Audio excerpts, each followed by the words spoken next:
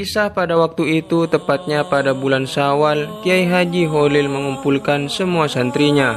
Beliau menyuruh para santrinya untuk memperketat seluruh kawasan di pesantren, terutama di pintu gerbang masuknya pesantren. Setelah para santri berkumpul, Kiai Haji Holil berkata, "Wahai semua santri, mulai hari ini kalian harus memperketat penjagaan pesantren, terutama di gerbang masuk pesantren, karena akan adanya macan yang masuk ke pesantren ini," tegas Kiai Haji Holil terhadap para santrinya.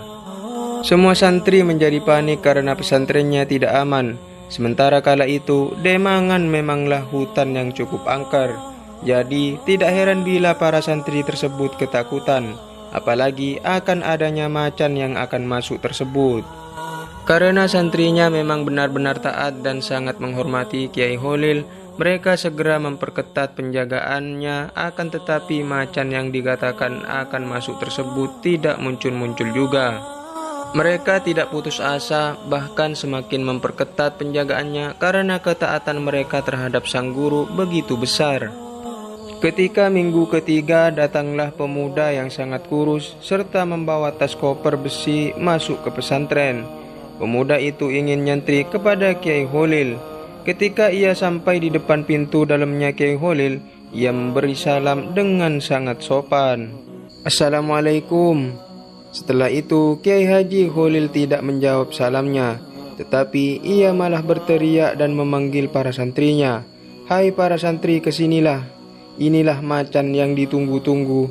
Tangkaplah dia," ucap Kiai Holil dengan melantangkan suaranya. Pemuda tersebut menjadi bingung dan sangat panik ketakutan karena Kiai Holil menyuruh para santri untuk menangkapnya.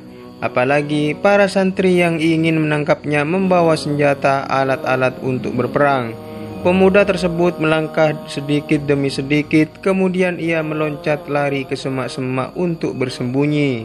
Setelah ia merasa sudah aman dan lama bersembunyi, ia tidak menyerah, tetap saja ia ingin sekali untuk nyantri kepada Kiai Holil. Ketika masuk ke pesantren, para santrinya mau menangkapnya kembali. Terpaksa si pemuda tersebut lari lagi.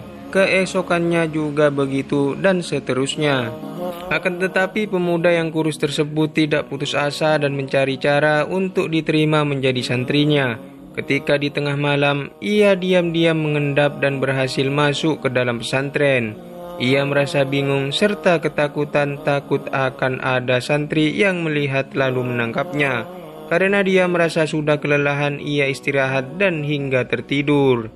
Ketika menjelang sholat subuh, tiba-tiba saja Kiai Haji Holil menghampiri pemuda tadi dan membangunkannya serta menyuruhnya untuk ikut ke dalamnya.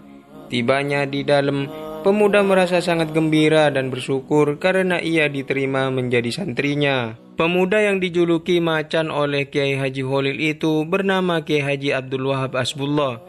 Ia menjadi kiai yang sangat alim, bahkan sangat pandai dalam berdebat. Ia sangat disegani kawan dan ditakuti oleh lawan seperti macan yang diisyaratkan oleh Kiai Haji Holil.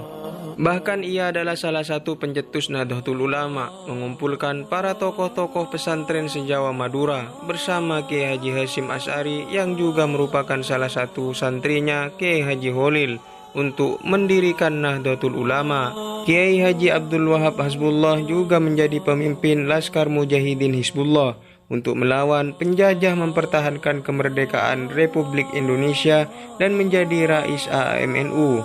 Setelah wafatnya Kiai Haji Hasyim Asy'ari, Kiai Haji Wahab Hasbullah juga menciptakan lagu wajib Subhanul Waton, lagu wajib NU, dan pendiri GP Ansor. Wallahu a'lam bishawab.